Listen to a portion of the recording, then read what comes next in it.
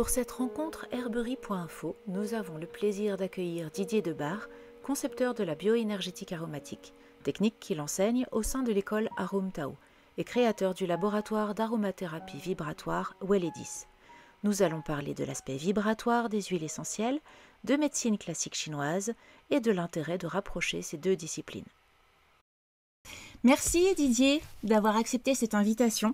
Je suis vraiment extrêmement heureuse de pouvoir discuter avec toi de l'aspect vibratoire de l'aromathérapie, parce que je sais que tu as une grande expérience avec les huiles essentielles et je suis vraiment curieuse de savoir comment tu travailles avec les huiles essentielles sur un aspect vibratoire.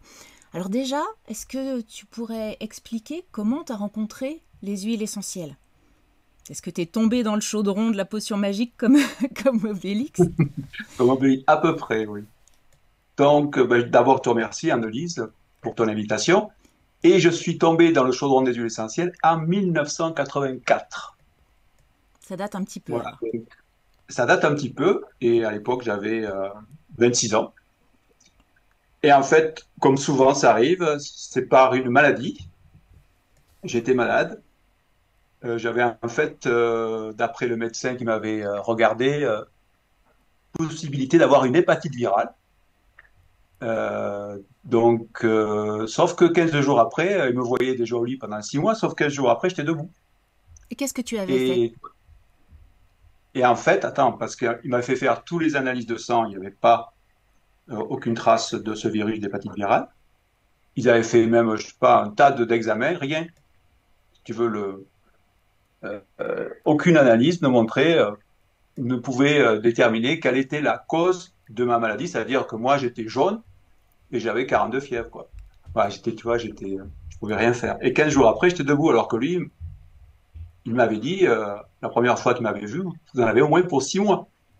15 jours après, tu peux imaginer sa surprise, en me voyant tout gaillardi devant lui, il me dit, bon, je me rappellerai toujours, il m'a dit, Monsieur Debar, vous êtes une énigme de plus de la médecine. Voilà, tant mieux si vous vous sentez bien, mais moi, j'ai pas d'explication. Et 15 jours après, je retombe malade, le même symptôme.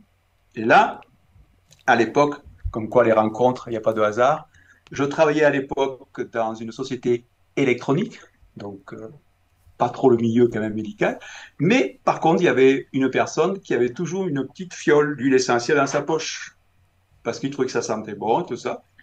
Et il m'a dit, je connais un iridologue, j'étais à l'époque à Toulouse, va voir cet iridologue, et tu auras peut-être une réponse que tu n'as pas donnée à la médecine officielle. Donc je suis allé voir cet iridologue, et j'explique mon cas, il me dit, décrivez-moi votre menu, en fait, ce que vous mangez le matin. Et alors, je commence, le matin, je commence un grand bol de lait chocolaté, il me dit, stop, c'est bon, vous êtes intolérant au lait de vache, arrêtez ça. Et je vais vous donner des huiles essentielles pour nettoyer le foie, faire les émonctoires. Donc c'est ma première rencontre avec les huiles essentielles. Et de là est venue une attirance, un besoin de dire, mais si moi j'ai une réponse avec ça, ce serait bien que je le fasse connaître à des amis, à mes proches, à ma famille. Et donc voilà, j'étais à la recherche de stages. À l'époque, c'était quand même beaucoup moins facile qu'aujourd'hui. Et j'ai trouvé en fait un stage chez Phytosonarum à l'époque. C'est un laboratoire Bien fameux connu. dans lequel j'ai travaillé, qui s'installait à Toulouse en 86 et en 88. J'ai quitté mon métier. Brigitte aussi, mon épouse, m'a suivi et a quitté son métier. Elle était dans le bâtiment. Elle. D'accord. Et nous sommes, elle en 87 et moi en 88, nous avons fait partie de cette fameuse équipe de Phytosonarum, avec Philippe Melbio, avec tout ce courant-là. Voilà comment je suis rentré en connaissance avec cet univers des huiles essentielles. D'accord. Moi, c'est extrêmement intéressant comme cheminement. C'est intéressant dans le sens où une maladie, c'est toujours, en fait, quelque part, Un déclencheur. hormis les douleurs et tout ça, c'est une étape initiatique. Et si on sait prendre cette étape-là qui est difficile, mais comme un changement d'état de conscience, et ça nous amène sur d'autres voies. Pour moi, ça a été, voilà, ça m'a amené. Et chaque fois que j'ai eu ça, chaque fois dans ma vie, j'ai remarqué ça m'a mené ailleurs, sur une autre voie, d'autres connaissances et d'autres travail. Donc, il faut le prendre comme un point positif. Mhm. Donc tu as travaillé Voilà. pendant des années dans ce laboratoire Ouais. qui mettait en valeur essentiellement l'aspect physique des huiles Ouais. essentielles, avec les constituants biochimiques, etc. Comment est-ce que tu en es venu, peu à peu, à travailler sur l'aspect vibratoire, énergétique des huiles essentielles? Alors, encore une fois, avec des rencontres. Souvent, c'est des rencontres de personnes remarquables, on va dire. Des médecins, des thérapeutes qui m'ont en fait aiguillé sur ce plan-là. Et sur le plan, quand on veut étudier les huiles essentielles sur le plan vibratoire, il- on a un outil extraordinaire qui s'appelle la radiesthésie. Il faut aller sur la radiesthésie, il faut utiliser un pendule. Après, il y a des tests aussi, on peut utiliser des tests musculaires, un test au crâne. Moi, par exemple, je teste au crâne quand je suis aussi thérapeute. Mais à l'époque, je travaillais avec plusieurs médecins, plusieurs thérapeutes.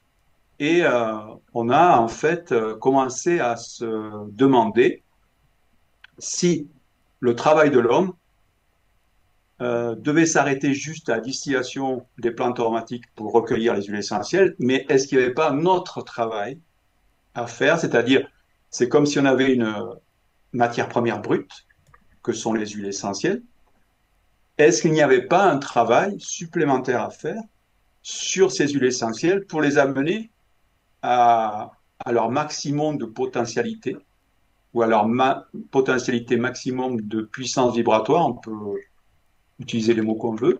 Et là, effectivement, en testant, on s'est aperçu que oui, il y avait un travail supplémentaire à faire pour amener l'huile essentielle à son meilleur niveau vibratoire. Et là, avec des tests au pendule, ou des tests, je te dis, avec des tests musculaires, on s'est rendu compte du travail qu'il fallait faire. Donc, on peut dynamiser, mais pas dans le sens homopathique, hein, dynamiser l'huile essentielle avec de la musique, avec des cristaux, avec des couleurs, enfin chacun a sa technique.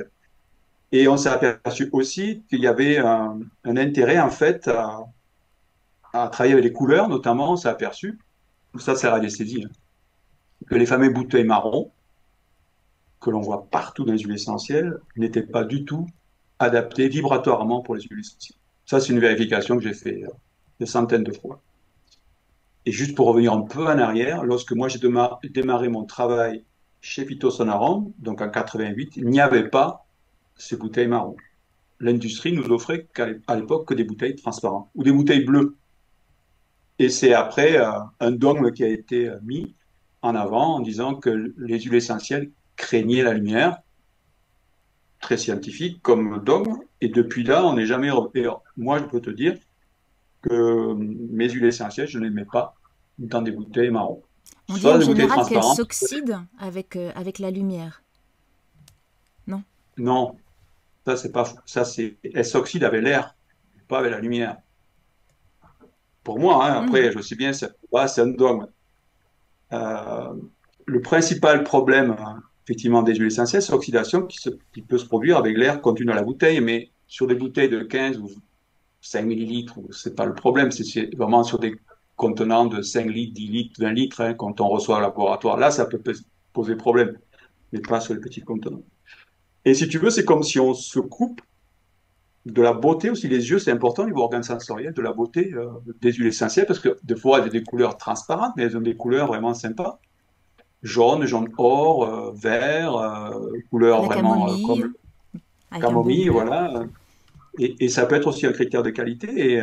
Et même visuellement, d'avoir, si on a au moins 10 ou 20 bouteilles d'huile essentielle dans des bouteilles marron, et on imagine, enfin moi je l'ai fait, d'avoir des bouteilles de 7 couleurs de l'arc-en-ciel, hein, c'est un test vibratoire aussi, hein, et ça change vraiment l'approche de l'huile essentielle, puisque l'huile essentielle, on apprend à la connaître par sa fragrance, par son odeur. C'est vraiment l'odorat, c'est vraiment essentiel avec l'huile essentielle. Mais il y a aussi le premier contact qui est visuel. De loin, je vois une bouteille marron, je vois une bouteille de couleur, il n'y a pas photo, hein, c'est le cas de le dire. Ce que j'affirme, je l'ai vérifié par radiesthésie. Donc tu Voilà. mesures le taux énergétique des huiles Voilà. essentielles qui sont soit dans des flacons plutôt en verre marron ou dans des flacons en verre transparent ou dans des flacons en verre bleu. Et chaque Tu fois, prends, l'énergie ouais. est bien meilleure dans des flacons en verre transparent ou en verre bleu. C'est ça? Ou en vert bleu, non. Et après, tu peux avoir les 7 couleurs de l'arc-en-ciel, en fait. C'est-à-dire que vibratoirement, tu peux tester quelle est la couleur extérieure de la bouteille qui convient le mieux à l'huile essentielle. Donc ça, c'est un premier travail vibratoire qui a été fait, mais après, on a été plus loin. On s'est aperçu que euh, la synergie de plusieurs huiles essentielles donnait, en fait, on retrouve en fait que le tout est supérieur à la somme des parties. Dès que tu réunis 2 ou 3 huiles essentielles, vibratoirement, tu obtiens un produit différent de l'huile essentielle unitaire. Ce qui veut dire par là, ça nous a amené que si je veux réaliser une synergie, par exemple, déjà, je commence à travailler un peu avec des principes de la médecine chinoise. Si je veux faire une synergie qui soit en résonance vibratoire avec une énergie qui symbolise le bois, c'est-à-dire le printemps, on peut tout à fait comprendre que euh, le défi de faire une formule qui soit en résonance vibratoire avec le bois, je ne pourrais pas le faire uniquement en m'appuyant sur la biochimie ou sur l'odeur. Je dois passer par un support, la loi des 5 éléments, hein, et ce support, à l'aide d'un pendule, va me permettre d'élaborer des formules qui soient en résonance vibratoire avec le bois, le feu, la terre, le métal et l'eau. Voilà un exemple. Et après, mais pour faire ça, pour faire ce travail vibratoire, il est absolument indispensable d'avoir les fondations, c'est-à-dire de connaître la biochimie.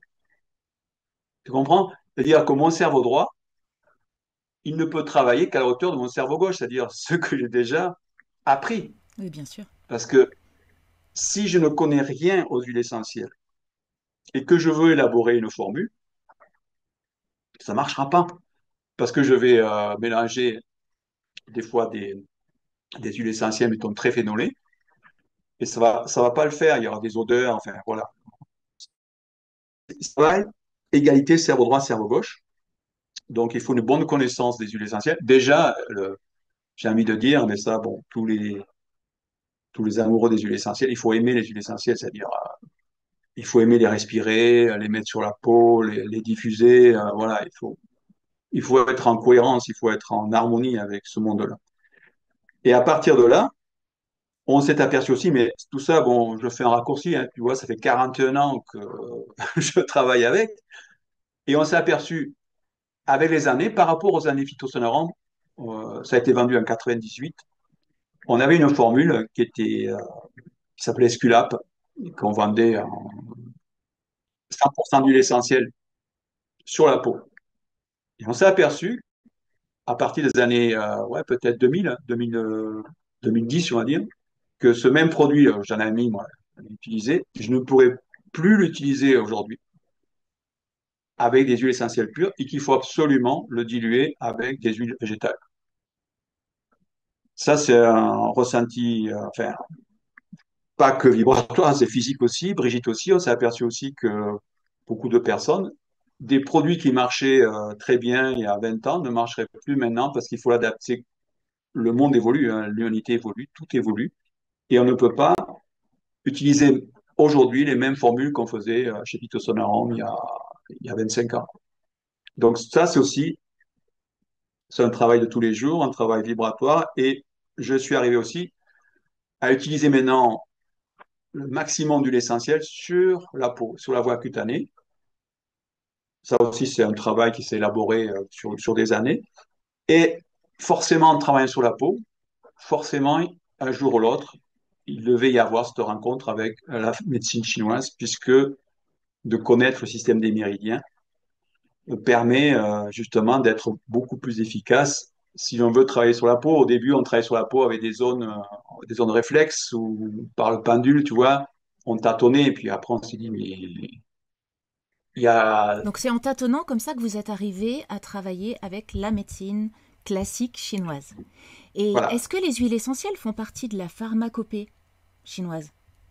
Ça, c'est une bonne question, parce que si on regarde la pharmacopée, la majeure partie des personnes disent non. Or, si tu veux, j'ai eu une autre rencontre aussi fondamentale, c'est la rencontre d'un prêtre taoïste qui s'appelle Jeffrey Yuen, qui vit aux États-Unis, hein.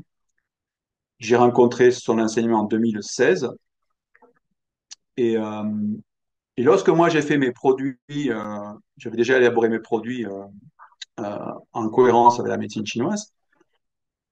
Mon professeur d'acupuncture m'avait dit, ce que tu fais, c'est pas traditionnel, c'est du syncrétisme, mais bon, si tu veux le faire, voilà. Et en fait, ce prêtre taoïste, qui est en fait l'héritier d'une école qui date du début de notre ère, donc il y a 2000 ans, enseigne l'utilisation des huiles essentielles sur base d'huile végétale sur les points de méridien. Incroyable. Et qui, voilà, incroyable, comme tu dis. Et en fait, il dit, oui, les huiles essentielles ont été utilisées, donc apparaissent dans la pharmacopée, mais très très peu, parce que ça a été soit oublié, soit c'était, tu sais, la médecine chinoise, c'est pas un monobloc. Il faut arrêter de. Faut pas oublier que la MTC, telle qu'on la représente, ça a été la nationalisation de centaines, voire de milliers d'écoles sous l'époque de Mao pour faire une médecine qui soit un peu compatible avec la médecine occidentale. Donc, c'est pour ça que nous, j'utilise le terme médecine classique chinoise pour revenir aux fondamentaux. Et ces fondamentaux, c'est enseigné aussi par ce prêtre taoïste. Et on s'aperçoit que son enseignement sur ce qu'on appelle la médecine chinoise, c'est waouh par rapport à la MTC. La MTC, souvent, on va faire beaucoup de symptomatiques où on va dire le foie, il y a un vide de foie, un vide de rate, alors que quand on prend cette médecine-là telle que les enseigne la tradition taoïste, on est sur une médecine chamanique, sur une médecine alchimique, sur une médecine spirituelle, et ça va beaucoup, beaucoup plus loin que ce que l'on peut appréhender dans des bouquins, on va dire, de la médecine traditionnelle chinoise. Et ça aussi, ça a été important pour moi parce que ça m'a permis d'aller beaucoup plus loin dans la compréhension du système de méridien et donc d'être beaucoup plus efficace dans l'utilisation de mes produits à base d'huile essentielle. Alors justement, vous avez fait des produits qui s'appellent aroma fréquence. Chaque huile essentielle vibrerait à une fréquence donnée. Alors j'ai trouvé quelques exemples. Par exemple, le basilic vibrerait à 52 MHz, la lavande à 118, la rose à 320. Et toi, comment est-ce que tu mets en lien ces fréquences avec les points des méridiens sur lesquels tu appliques les huiles essentielles Justement, je ou ne les les mets mélanges? pas en relation. Je ne les mets D'accord. pas en relation parce que j'utilise pas ce référentiel-là. Alors quel référentiel est-ce que tu utilises? Alors moi, le référentiel, en fait, j'ai mes huiles essentielles, toutes, j'en ai à peu près 140 au laboratoire, qui ont été dynamisées. C'est-à-dire, j'ai fait un travail, on va dire même spirituel, sur ces huiles essentielles, avec mon rituel à moi. Des rituels, il y en a autant d'êtres humains sur Terre. C'est un rituel qui me convient. Donc j'utilise des couleurs, j'utilise des sons, j'utilise des formes, voilà. C'est... Donc mes huiles essentielles, comme mes huiles végétales, sont dynamisées suivant un rituel précis. À partir de là, j'ai élaboré, comme tu as dit, cette gamme. Il y a 26 produits d'aromafréquence. Il y a une gamme qui est en cohérence vibratoire avec la loi des 5 éléments, qui est en fait en relation avec les saisons, hein. C'est une énergie, en fait. Élément, c'est un mauvais terme de traduction parce que c'est des énergies circulantes. Il y a une gamme en relation avec les 8 trigrammes Du et une yiking? gamme en relation. Pardon? Les 8 trigrammes du yiking, ceux qui sont utilisés dans le yiking? Alors, le yiking, c'est les hexagrammes. C'est les hexagrammes. Bon, Mais raté. les Ok. trigrammes, c'est à la base hexagrammes. Mais après, il y a la gamme des climats qui est basée sur les 12 hexagrammes calendaires qui représentent en fait la vague yin et yang pour une année, pour une journée, pour une vie. Voilà. Et moi, je m'appuie sur ces trois en fait référentiels pour faire mes produits. Tu vois, j'utilise mon pendule. Voilà, je veux faire, tu sais, c'est un défi, hein, c'est un challenge. Je veux faire une formule, je te dis en cohérence vibratoire, mettons, avec le trigramme qui s'appelle feu. Voilà. Donc, le trigramme, c'est 3 traits. Il dégage une énergie avec le pendule. Déjà, la question, c'est combien d'huile essentielle, combien d'huile végétale, tu vois. Donc, c'est tout un travail, en fait, très rigoureux. Une fois qu'on a le nombre d'huiles essentielles, non végétales, sur mes 140, je regarde quelles sont les huiles essentielles qui vont rentrer dans une formule qui va être en cohérence vibratoire avec le trigramme ou une énergie saisonnière comme le bois, le printemps, l'hiver, ou avec un hexagramme calendaire. Donc, c'est un travail purement vibratoire. Et évidemment, entre guillemets, il y aurait autant de formules que d'individus. Encore une fois, c'est une formule euh, qui a été élaborée il y a plus de 13 ans, qui marche, puisque je fais des cours là-dessus. Hein, il y en a des thérapeutes qui travaillent avec. Donc, mais c'est comme ça que le travail a été fait.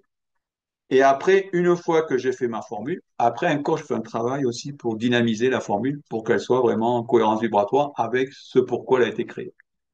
Est-ce que tu pourrais dire que l'huile essentielle, enfin de manière générale, enfin l'huile essentielle, l'essence d'une plante, elle peut correspondre à un des éléments, enfin le métal, l'eau, la terre, le feu, le bois? Oui, oui, ce qu'on appelle une signature, hein. Effectivement, et tu peux. Alors, c'est pour ça que, si tu veux, un des avantages de la médecine chinoise, c'est que ça donne ça permet d'étoffer en fait ton cadre de lecture par rapport à une huile essentielle. Donc, si on prend la loi des 5 éléments, on va dire euh, les huiles essentielles qui viennent des fleurs, on peut l'associer avec le feu. Parce que les fleurs, voilà, c'est vraiment le feu, c'est l'épanouissement maximum en été, donc c'est le Donc ça solstice. peut être Donc les fleurs, ça l'énergie du représente. soleil, la lumière basiquement. Voilà, voilà. Ok, Après, tout ce qui est des huiles essentielles qui viennent des épices, c'est le métal. ok. Parce que le métal, si tu veux, ça permet de faire bouger les choses, en fait. Tu vois, il y a des connaissances qui sont aussi obligatoires. Après, tout ce qui est feuilles, ben, c'est le bois. Mhm. La graine, ça peut être lié à l'eau, les racines liées à la terre, enfin. Et le cadre, il n'est pas figé, si tu veux. C'est en fonction de chaque individu qui va il va l'adapter à sa compréhension de cette loi. Et justement, on sort du cadre rigide un peu de la biochimie qui a enfermé un peu les huiles essentielles dans des cases où un peu, les pauvres ne peuvent plus en sortir. Là, il n'y a pas de vérité. Ce prêtre taoïste, il n'arrête pas de le répéter, il n'y a pas de vérité absolue en médecine chinoise, il n'y a que des vérités relatives. C'est tellement immense, c'est un peu comme les huiles essentielles, qu'il y a plusieurs ports d'entrée. Donc, chacun, en fait, va travailler selon ce qu'il a compris, selon ses croyances, Son voilà, ce ressenti. qu'il a ressenti, voilà. Et chaque fois, par exemple, il y a un référentiel important en médecine chinoise qui a 3 niveaux d'énergie. Souvent, les taoïstes se redonnent avec le chiffre 3 à la Trinité. Il y a ce qu'on appelle l'énergie Wei Qi, c'est-à-dire celle qui est à l'extérieur, c'est aussi euh, notre énergie immunitaire qui nous protège de l'extérieur. Notre énergie nourricière, c'est lié au sang et au liquide. Et notre énergie originelle, qui est liée à l'énergie qu'on a reçue à la naissance. Et ça aussi, il y a des huiles essentielles. Par exemple, j'adore le nard. Quand tu sens le nard, tu as l'impression, enfin pour moi, ça descend au profond et ça va toucher pour moi cette énergie originelle. Les citrus, tu vois, tu sens que c'est plus léger, ça reste un peu à la surface, donc ça va activer, stimuler mon énergie immunitaire, ce qu'on appelle le Wei Qi, qui est plus à la surface. Et après, il y a des énergies comme le Ravinsara qui peuvent plus nous nourrir. En fait, tu vois, ça touche au centre de la poitrine, mais il va aussi, en fonction des individus, le ressenti, comme tu dis, il va y avoir des variations. Mais ça permet aussi, tu vois, ce genre, ce référentiel, de construire aussi des formules en disant, ben, c'est un peu comme un parfum, une note de base, une note de tête, une note de milieu. Une note de Mais cœur. en référentiel, avec le référentiel de la médecine chinoise. D'accord. Donc, Alors ça moi, je aussi, suis c'est notre. complètement novice en médecine chinoise. Je vais juste voir un acupuncteur de temps à autre qui met des aiguilles à certains points, donc qui correspondent à des points spécifiques sur les méridiens. Vous, du coup, parce que je ne sais pas les aiguilles d'ailleurs, qu'est-ce qu'elles font? Est-ce qu'elles équilibrent? Est-ce qu'elles activent? Est-ce qu'elles freinent? Elles peuvent tout faire. Et du coup, est-ce que appliquer un mélange d'huile essentielle sur ces points, ça peut avoir des effets comparables à ceux des aiguilles?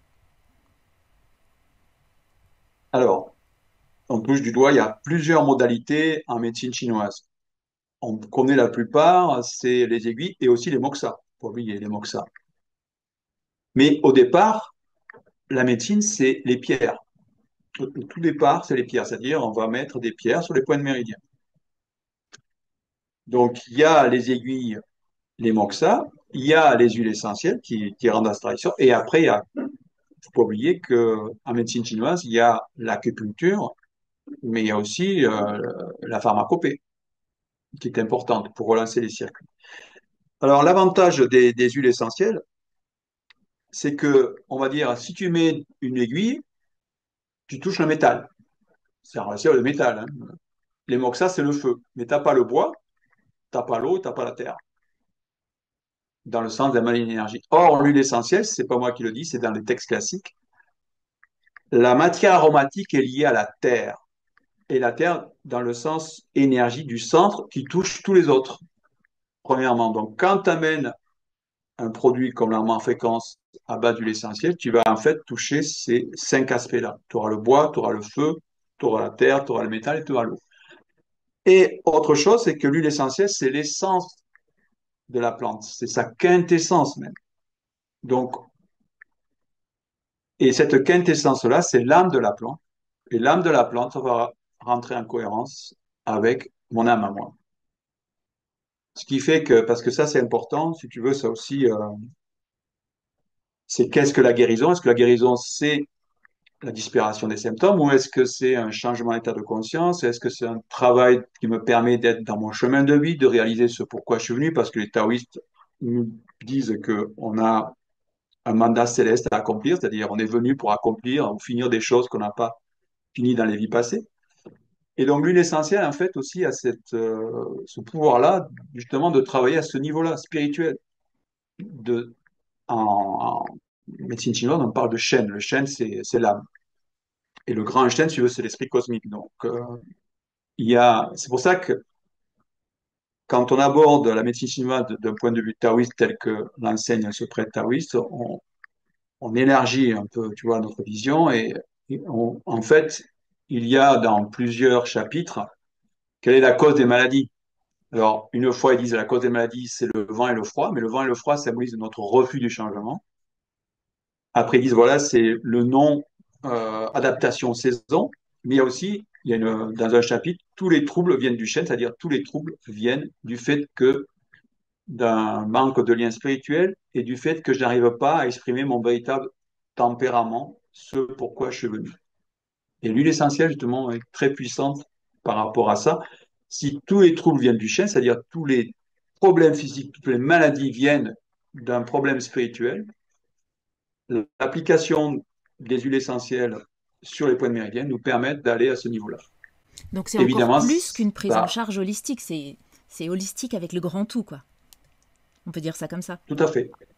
Ok. On peut dire ça comme ça. Et évidemment, ça demande un travail aussi important de la part du thérapeute qui va utiliser ces produits. Alors justement, les thérapeutes qui utilisent ces produits, est-ce que ce sont des praticiens de médecine classique chinoise? Est-ce que ce sont d'autres thérapeutes? Ou est-ce que même tout un chacun peut se soigner de manière autonome? Alors, principalement, il y a très peu de praticiens en médecine chinoise. Ça peut être des sophrologues, ça peut être des kinésiologues, ça peut être des naturopathes, des magnétiseurs. Il y a très très peu de praticiens médecine, en tout cas pour l'instant. Pourquoi? Parce que ça demande un effort. Faut pas oublier qu'ils ont eu un enseignement qui a duré des fois 3-4 ans. Et si tu veux, l'enseignement que je propose oblige un peu à sortir de cette zone de confort qu'ils ont peut-être acquis et de voir les choses autrement. Donc, ça demande un temps d'adaptation. Et pour l'instant, voilà, c'est pas notre majorité, mais voilà, pourquoi pas dans l'avenir, parce que maintenant, que ce soit en France ou aux États-Unis, par cet enseignement qui est vraiment de plus en plus, qui prend vraiment de proportions, il y a de plus en plus cet intérêt avec d'utiliser les huiles essentielles, toujours sur base du végétal, sur les points de méridien. Moi, je trouve ça très Mais sinon, surprenant ce que après, tu me dis. Je pensais qu'il y avait beaucoup de praticiens de médecine chinoise qui utilisaient ces huiles essentielles. Et pas du tout, en fait. non, Ok. en fait, il y a des bouquins qui sortaient sur là-dessus, mais en fait, souvent, c'est des huiles essentielles unitaires sur la peau. Pour moi, c'est presque une aberration dans le sens où l'huile essentielle est volatile, donc c'est vraiment du gaspillage d'utiliser l'huile essentielle pure sur la peau, à part des exceptions comme la lavande ou en cas de coupure, le cyste. Mais sinon, utiliser des huiles essentielles pures sur des méridiens, non, ça ne le fait pas, quoi. Et puis, il y a tout un travail, hein. Si tu veux, le monde, ces deux mondes ne sont pas encore, en tout cas, rencontrés encore. On est dans la première phase. Ce sont Mais les prémices, ça quoi. demande, c'est des prémices. Pourquoi? Parce que lorsque nous enseignons, nous, la médecine chinoise, enfin, non, non, c'est pas la médecine chinoise, mais notre concept qui s'appelle la bioénergétique aromatique, on dit aux thérapeutes, aux personnes, ce n'est pas, il n'est pas nécessaire comme prérequis d'avoir fait un cursus de médecine chinoise, parce qu'on va reprendre les principes uniquement. On va pas, si tu veux, notre cours, il est orienté de telle façon où en un week-end, on va présenter, mettons, les 12 méridiens primaires, mais l'aspect vraiment important et les 6 armes fréquences éléments, de façon à ce que, en fin du week-end, la personne peut être opérationnelle. De suite, le seul prérequis, c'est d'avoir un test sensoriel qu'on appelle. Et à la limite, on peut l'apprendre pendant le cours, c'est-à-dire un test au crâne ou un test kinésiologique, un test musculaire, le rack, le pendule, l'antenne de l'échelle. C'est tout ce qui est. Mais en tout cas, pour l'instant, on a des personnes qui sont acupuncteurs, mais l'approche demande du temps parce que je te dis, ça demande de sortir, entre guillemets, de sa zone de confort et d'essayer, en fait, quelque chose de nouveau qu'ils n'ont pas appris dans leur cursus et qui n'est pas du tout appris dans toutes les écoles, que ce soit en France ou par le monde. Euh, si tu veux, ça demande aussi, à l'inverse, pour ceux qui connaissent, qui ont 4 5 ans, voire plus, hein, bac plus 10 plus 20 en médecine chinoise, ils ne connaissent pas du tout les huiles essentielles. Donc pour eux, c'est. Et surtout, tu sais bien, hein, Annelise, c'est dangereux, l'huile essentielle, attention. Donc ils y vont à reculons. Donc ils se disent, attention. Donc c'est pour ça que ce monde, il est là. Comme tu dis, c'est les prémices. Et, voilà. Nous, on fait partie de ces gens qui réunissent ce deux mondes-là, ces deux traditions millénaires. L'aromathérapie, la médecine chinoise, c'est fabuleux, ces deux piliers-là, d'utiliser. C'est vraiment, c'est pour ça que notre technique énergétique amène des nouvelles possibilités, de nouvelles visions, mais il faut que le thérapeute s'investisse un minimum. C'est vraiment extrêmement intéressant. Alors pour ceux qui souhaitent en savoir plus, ben, bien sûr, je recommande le livre que vous avez écrit, Brigitte et toi, avec un collègue médecin, avec toute une partie sur les dents, qui est vraiment extrêmement intéressante. En plus de ce livre, on peut trouver des informations sur le site du laboratoire, welledis.fr, et puis le site dédié aux formations qui s'appelle aromtao.fr. Et Voilà. quel livre est-ce que tu suggérerais de regarder, de lire, pour essayer d'en savoir un peu plus sur tout ce qui est aromathérapie énergétique? Il y a bien sûr le livre de Philippe Melbiot, qui est un grand classique, une grande référence. La nouvelle aromathérapie, c'est celui que je cherchais. Voilà, je n'arrive pas à mettre la main dessus. Mais on ne le trouve plus aujourd'hui. Donc, est-ce que tu as d'autres sources, d'autres lectures ou voilà, qu'est-ce que tu proposerais? Alors, c'est pas pour me faire de la pub, mais notre livre, comme tu viens de le citer, c'est à ce jour, c'est puisqu'on reprend les fondamentaux. Hein. Alors, Michel Arteil, juste, Michel Arteil, c'est un dentiste à la C'est retraite, mais c'est un dentiste, d'accord, et il vient de sortir un nouveau livre avec un nom de ses collègues dentistes qui s'appelle La dent, organe extraordinaire. magnifique. Voilà, et c'est plus sur les dents, c'est plus un travail sur les dents. Donc, il n'y a pas il y a pas de chapitre particulier sur les huiles essentielles, mais c'est aussi, ça peut être intéressant. Alors, pour répondre à ta question, ben, je serais bien embêté parce que au niveau vibratoire, il n'y a pas de bouquin. Si ce n'est, il y a des bouquins qui sont sortis sur les huiles essentielles sacrées, mais Mais c'est pas pareil. bon, c'est un travail. C'est pas C'est pas pareil. pareil, non. Mais si on réunit l'huile essentielle et la médecine chinoise, hein, puis c'est notre sujet, il y a des bouquins en anglais sinon, mais voilà, qui sont. Mais il il y a des bouquins aussi qui sont relancés avec des huiles qui viennent justement qui viennent de la pharmacopée chinoise, mais on va, si tu veux, évidemment parler de leur biochimie et aussi de leur euh, fonction, on va dire, énergétique, mais dans le cas de la médecine chinoise.